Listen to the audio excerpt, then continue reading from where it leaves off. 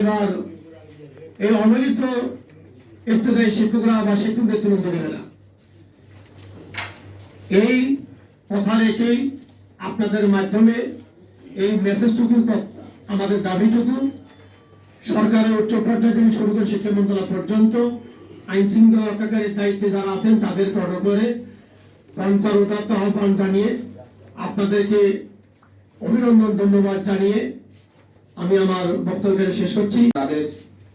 আমরা আমাদের যে প্রাইমারি যারা প্রতিবন্ধী প্রাইমারি যারা তারা এভাবে যে সমস্ত দাবিগুলো নিয়ে প্রেস ক্লাবে আসছে, একজন শিক্ষা প্রতিষ্ঠান যদি তাদের এই দাবিগুলো মেনে নিতে পারে তাহলে 42 বছর অবহেলিত আমরা যারা আমাদের শিক্ষকরা যারা রাষ্ট্রের কার্য সম্পাদন করে আসছে, 42 বছর ধরে নির্বাচনের কাজ করেছে, স্থায়ী নির্বাচনের কাজ করেছে, আদমশুমারি করেছে, সরকারের বিভিন্ন দপ্তর থেকে দায়িত্ব পালন করে আসার পরেও সরকার কেন এই বৈষম্য বিরোধী ছাত্র আন্দোলনের উপর ভর করে চেয়ারে বসে ক্ষমতা আসীন হয়ে আগে যেমন বৈষম্য দূর করা হয়নি, এখনো তারা যে সেই পথে হাঁটতেছে, এতে আমাদের শিক্ষকরা হতাশ। আপনাদের